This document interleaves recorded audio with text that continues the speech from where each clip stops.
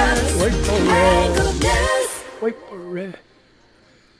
Good afternoon, good afternoon, good afternoon, and everybody on the West Coast. Good morning, good morning, good morning, good morning, and everybody else in between this great, big, beautiful country of ours. How you doing? What do you know? What do you say? What's up? What's happening? Oh, yeah, I do that every day, huh? Oh, that's just what it's like nowadays. Gotta check something here.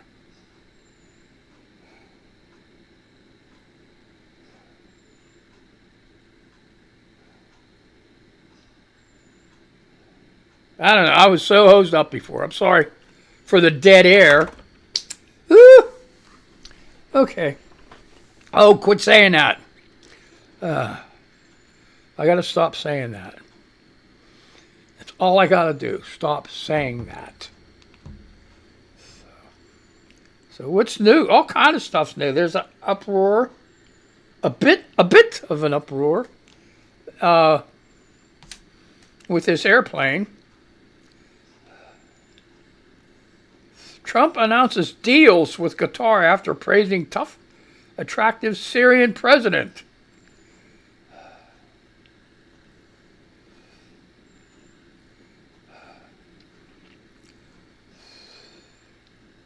Sitting next to the Emir of Qatar, Trump announces a raft of agreements, including a $200 billion Qatari order for Boeing planes.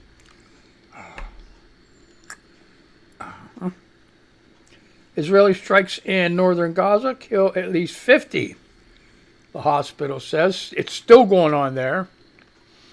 And that's one thing that really bothered me about the news, too. It's like we're led around like sheep. And it says no data. I don't know what's going on with this part. Why is there no data? I have no clue. So,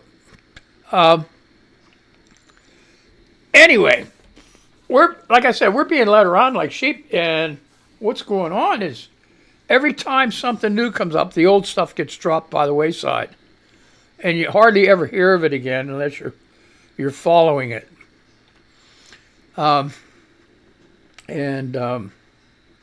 That's what's going on in Israel with all the stuff that was happening last year, or with the protests and everything else.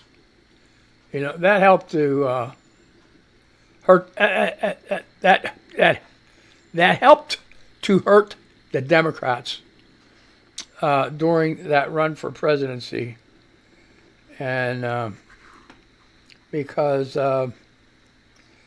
I don't understand the whole language of it. It's blame Biden for being a Zionist and the Democrats for being because they support Israel and all that other stuff.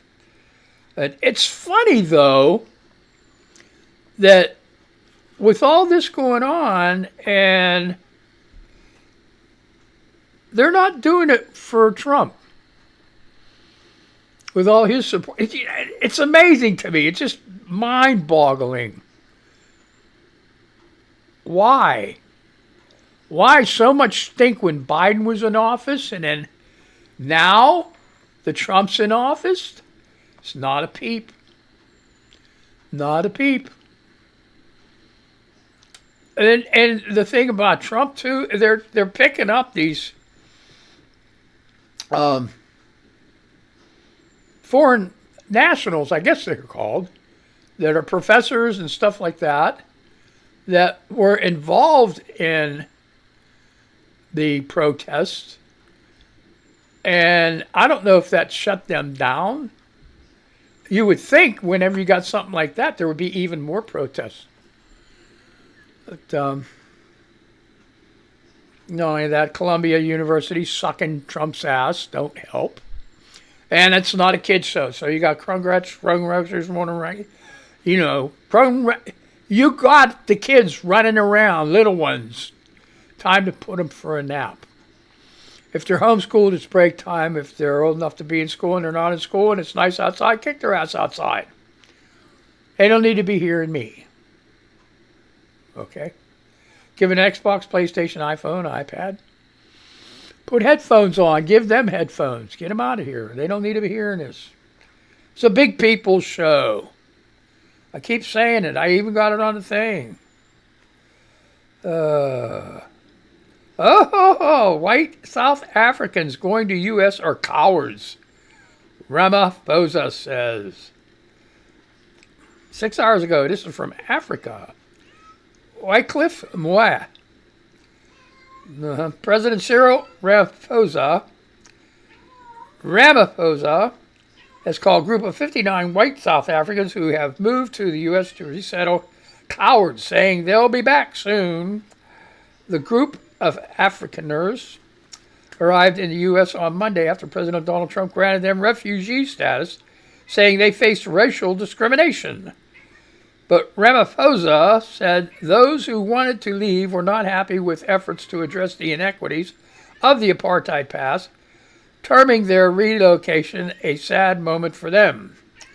As South Africans we are resilient. We don't run away from our problems. We must stay here and solve our problems. When you run away, you are a coward, and that's a real cowardly act, he added. They're Nazis. They're white, bigoted Nazis. That's it, period. They can't be in charge no more, so they just don't want to be there, so they quit. Tell the truth. That's the truth. Cowardly white Nazis. And it's really,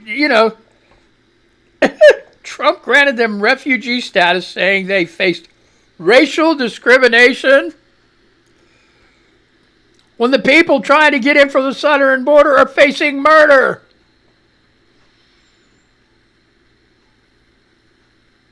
Really? Give me a break. How two-faced can you be?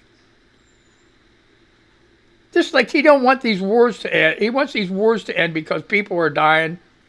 Yet then he kills USAID and hundreds of thousands of fucking, excuse my language, kids.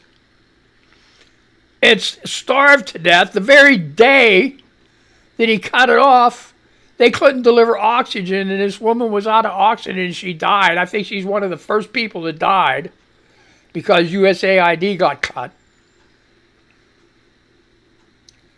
Even, I don't know if it's been fully restored or what. There was a judge that said you got to restore it back. But the damage is done. The damage is done. These people, man, they're dying left and right. He don't care about that. He cares about the people that are getting shot up. And he cares about these people. Oh, they face discrimination. Oh, it's just a terrible thing. How many people suffer discrimination in this country already? You don't see them wanting to go to South Africa. Right? Oh.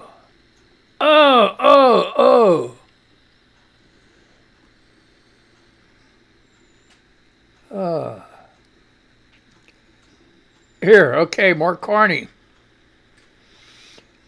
He says Canadians are not impressed by UK's invite to Trump.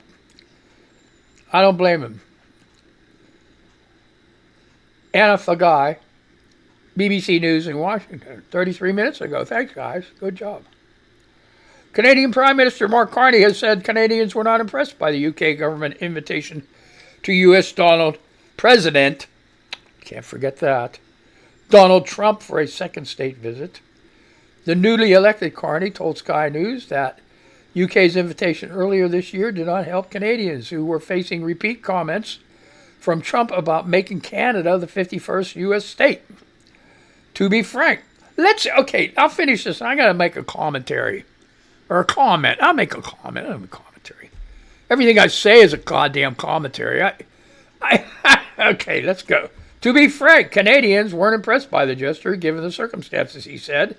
It was at a time when we were being quite clear about the issues around sovereignty. Prime Minister Sir Keir Starmer invited Trump to come to the UK for a visit during a meeting at the White House in February. Asked whether the invitation was appropriate, Carney said that was a decision for the government of the UK and Buckingham Palace. The Queen didn't like Trump. Charles, though, he rolled. He rolled over. I leave the diplomacy to the UK government, he said. The BBC has contacted the Carney office, and a number 10 for comment. Buckingham Palace has declined to respond. The criticism, this cat's looking for something to get into, and I'm getting, yeah, come on, baby, get up here. Come on, get up here. Yeah, you can get up here, you're allowed. The criticism from Carney comes as Canadians prepare to welcome King Charles III and Queen Camilla at the end of this month for a royal visit. During the Sky News interview, Carney said his invitation for the King, Canada's head of state, what the hell was that? To attend the opening of Canada's Parliament is not coincidental. It is also a reaffirming moment. Will be a Mangled News, folks. Reaffirming, Carney said, saying issues around Canada's sovereignty have been accentuated by the president. During his visit,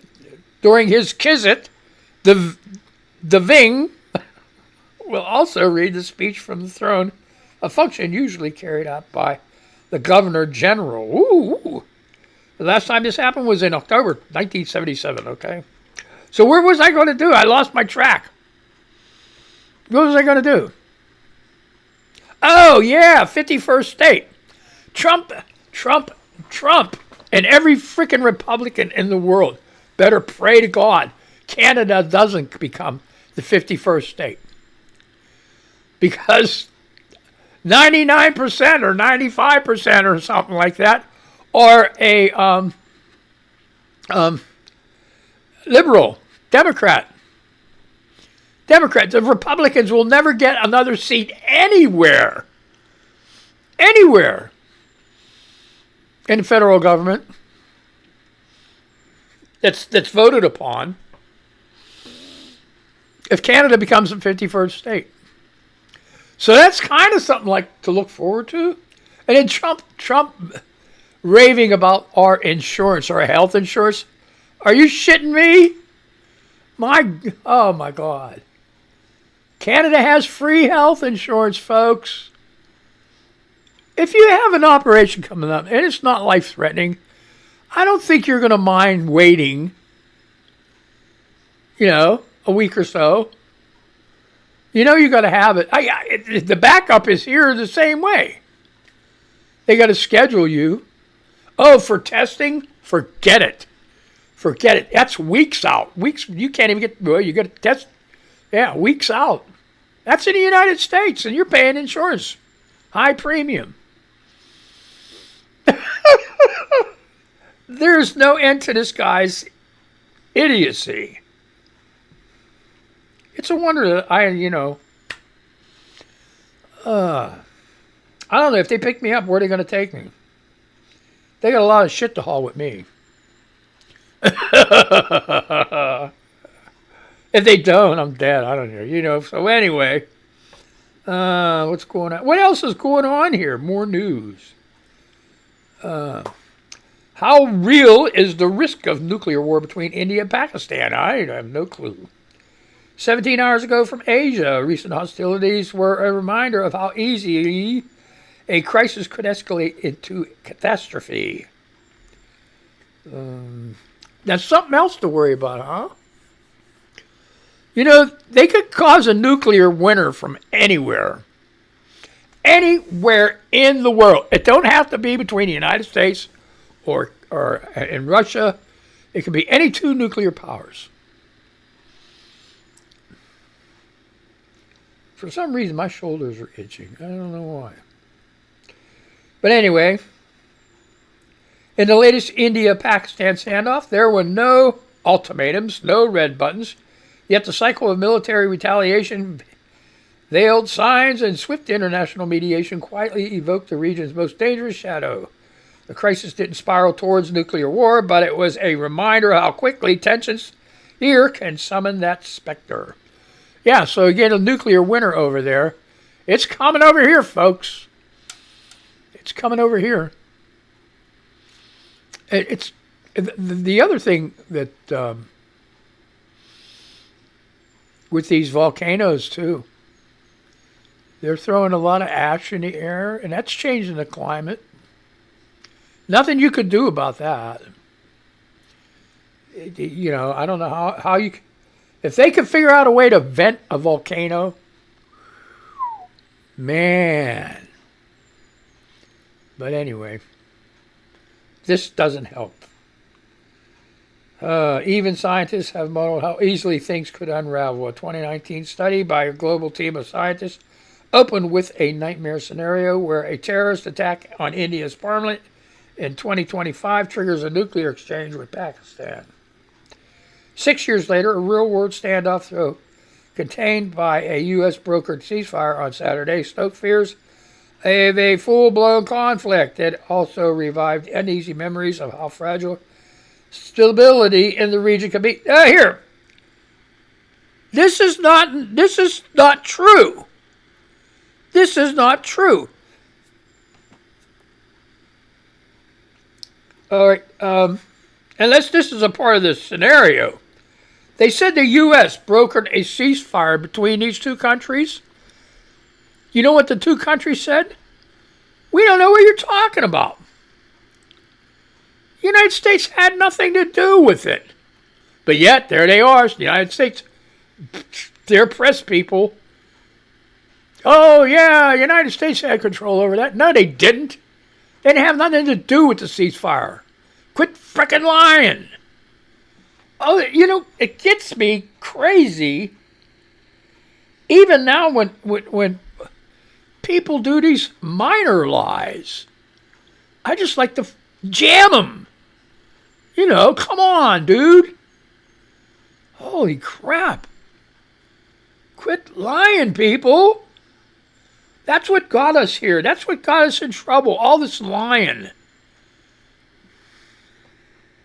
You lie so much it's accepted as truth. That's what it is. Okay, I had my rant. Chuck's Rant Radio is coming soon. I have it. I have the website. I gotta build it. I gotta, finish building it, put it on the air. That's all I gotta do. Oh, I can rant. Oh, baby, I can bitch like any. You would not believe how much I can bitch. I am a freaking bitch. Yeah, I am. So, watch out. Watch out. It's coming. You can tell by my shows. We got like 400 shows. Great big news, too. It's coming soon. I don't know when, but it's coming this year. 1 million listeners. MonValleyRadio.com. Say it again. MonValleyRadio.com. All one word. MonValleyRadio.com. 1 million. And this is from 2019. So, 6 years? Getting up to 1 million listeners. I never thought it would happen, but it's going to. So, sometime this year, I don't know. I don't know where. I'll find out later how close we are with this shit. Oh, my God. And here we are, slugging away at YouTube.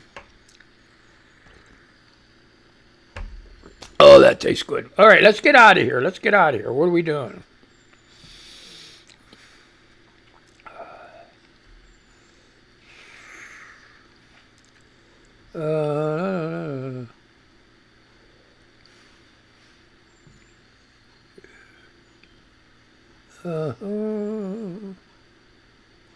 Well, that's in Poland.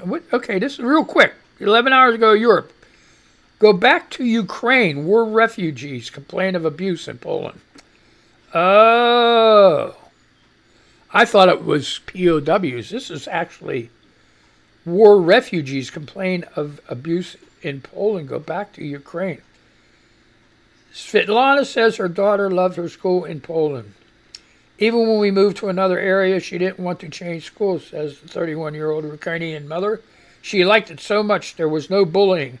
Now she says the atmosphere at the school and in Poland overall has changed. 2 weeks ago, she came home and said, "One boy said to me today, go back to Ukraine." Svetlana was astonished. She is one of dozens of Ukrainians living in Poland who have told the BBC that anti-Ukrainian sentiment has risen considerably in recent months. Many described experiencing abuse on public transport, bullying in schools, and xenophobic material online. The polarizing presidential election campaign has added to the tension, with the first round of voting taking place on Sunday. So that's what it is. They got one of these guys running for office. They're saying, "Hey, get them Ukrainians out of here." Dumbass people following suit, Yeah, that's right. Let's get them out of here. That's a shame. That's a shame. People in Gaza are starving because of freaking Israel blocking everything. Okay. Well, I'm going to where am I going to start at? Blue sky, blue sky. Mike Kelso reposted by Christine is fed up with Republicans, a picture of a giant 747, and it says on the side, Hamas Force One, with an American flag on its tail. How true, how true. Oh, did you, other thing. The guy with the worm in his head, right? RFK Jr., yeah. Swimming in that sewage creek. I did that when I was a kid. We moved out of Pittsburgh, north side, because it's getting bad, to a little town. And when we first moved here, we moved above a tire shop. And behind the tire shop was a creek. And it was along a road. And the houses on that side of the creek used that as their sewer line, the creek. And we used to play in it. And I couldn't believe it. I'm like, everybody told me, "Oh, that water's so dirty, it's so dirty." But it had minnows in it. It had minnows in it and salamanders and stuff. And I was all in that shit. Me and my cousin came for a vacation one year, and we were gonna build a boat and sail it all the way down to the river and go to Pittsburgh. It's just some of the crazy shit. But I did. For school, I got a jar. They wanted to bring something for science, and I got a jar. Filled it up with that water. And I took it to the teacher that sat in her thing for like a week. And she went to open it. And it was the most god-awful shit. She's like, "Where did you get this at?" I said, "I got that from the creek behind my house." Oh, my God. You and I, it was like, biological freaking warfare, man. It was like, how to get rid of this shit, So she had it was terrible. It was terrible. It was terrible. Water had all kind of swiggly shit swimming in it. Oh my God. It was just so gross. And another thing happened from playing in that. I don't know if you've ever heard this before. It's called beeling fingers. You're right where your nails and your cuticles meet. Start rotting away. I think that was the last episode that I decided I'm not going to play in that creek anymore. It was bad. It was bad. I had to get all kind of medicine on there and stuff. I don't know. Maybe it helped my immune system. I don't think so. Maybe it did. I don't know. When I had my cancer, they said, "Well, you got a hell of a," my doctor said, "You got a hell of an immune system." I'm thinking back to them days. All the days. And everywhere that I've ever been was so freaking bad. That's So, well, okay. Anyway, what are we doing? I'm going crazy here. ASIN, reposted by Miss Recreate. Secretary Noam appears not to want to say if the picture of Abrego Garcia's hand is doctored. Swalwell, I have a 7-year-old, a 6-year-old, and a 3-year-old. I have a bullshit detector. I'm just going to ask you a question. And it's a video, so you got to check it out. Asen put it up. So you got to check it out. See. Office of Steve, reposted by the Cisco Kidder. Office of Steve, the winning coach gets Gatorade thrown on them. The losing coach gets piping hot chili. Whoa, okay. Well, I'm going to be losing a lot. Reposted by I Love for Her. I voted for her. I wonder where my mind is. Tampa Bay Resistor. Says, will the MAGA crowd be just as outraged now that white South African immigrants are getting financial assistance from the U.S. and skipping the asylum process entirely? Very good question. Very good question. Let's move over here to Threads. What's happening in Threads? Daily effective prayer. Oh, no, I ain't doing it. I'm sorry. Daily effective prayer. I don't know. I'm sorry. Jesse Connor says, is it a male loneliness epidemic or a male nobody is giving me unpaid labor epidemic? Wait a minute.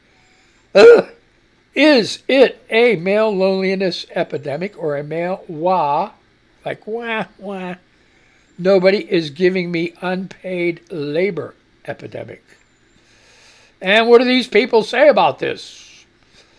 Taking too long. The Darkness, 1975. Nah, it's not loneliness. We just enjoy our peace. We can be friends with women that act like dudes, but don't want to date them. Oh, boy. What the hell? And the replies to that are, most men don't want to be friends with women. Some do, most don't. And that was from Amy Clatch. Gray-Eyed Monster says, Gray-Eyed Monster says, that's Andis Lay says, so what icon of femininity are you currently dating? Show your work. All right, that's enough of that. We did that. Okay. Oh, my gosh. Go back. Covey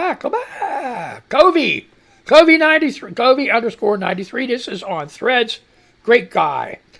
While Republicans are debating a bill to take Medicaid and SNAP from millions of low-income Americans, the leader of their party is in the Middle East accepting a $400 million gift.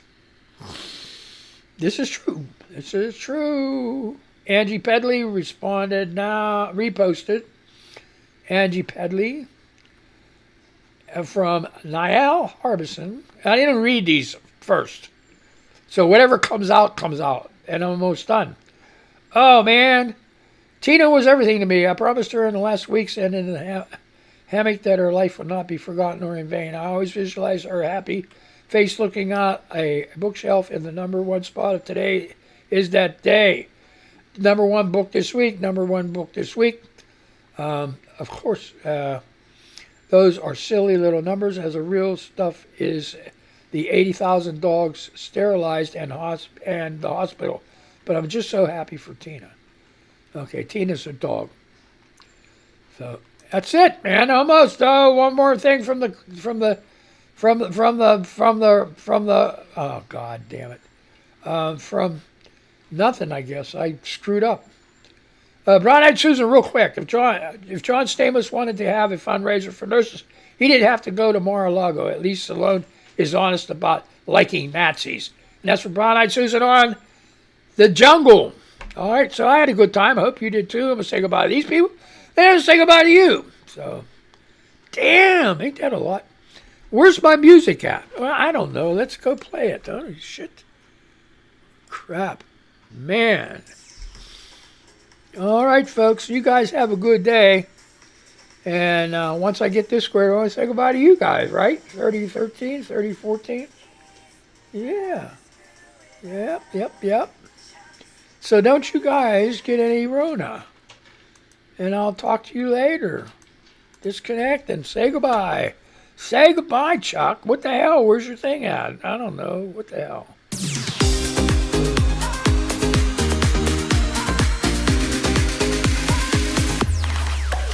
I had fun, did you? I hope you had fun.